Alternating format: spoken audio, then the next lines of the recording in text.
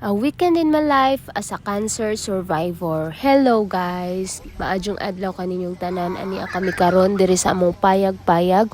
Kanida ituod nga payag namo, ang ginatawag namo ni siya nga rest house. Kay diri may magtapok tibok pamilya pag long weekend, pag walay duty, holiday, dayon ting bakasyon. Literal nga rest gyud ang imo ang mabatian diri pag moanhi ka diri kay walay signal, walay kuryente, walay wifi, as in no gadget. So ma-focus gyud mi sa pagbanding-banding o pag-istoryahay usip usa ka pamilya. Dayon kani pud guys, ang luyo adtong among payag-payag mao ni siya sapa-sapa kani tuod tubig ani guys, dili ni siya hugaw ang tubig diri kay gikan gyud ni sa kanang tubod bitaw kay ang ibabaw ani bungtod man gyud kay sa nga tanan.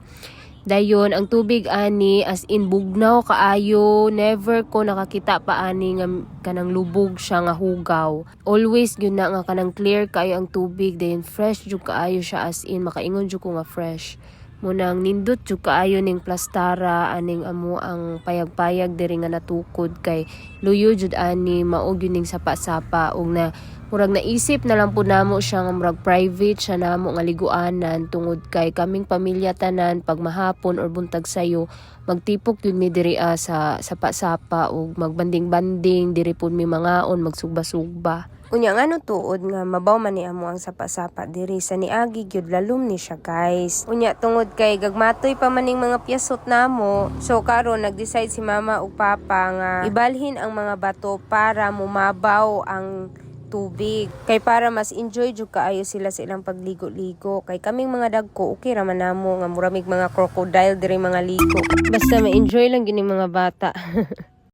Unya karon guys, para sa mong paniudto nag homemade mig lechon manok diri simple ra gyud kay nigtimpla guys, kuan ra gyud ni asin ra gyud ni limon og tanglad, then gipahira na dayog ko okay na may paniudto nga lechon manok. Unya pagkagabi pod guys, nag bonfire mi diri, dayon as in makaingon jud ko nga ideal kaayo sa among mga bata kay di gyud sila ka gadget diri, di gyud sila katan-og mga videos nila kay mo naman gyud mga bata runo, pero pag naa gyud ni sila diri more on magdula-dula, mag-explore inaana ra gyud ila ang mga enjoyment diri sa payag namo. Unya karon ako ipakita ninyo unsay itsura sa amo ang payag pag magabii. Kani tuod sugaan ni dili ni siya gikan sa kanang kuryente, mga solar lang ni among gamit anang gabii kay para hayag ra gyud pod ang amo ang pamuyo. Kay paggabi imingo madyo kaay diri, din wala sad kaayo mi silingan, layo-layo gamay among silingan.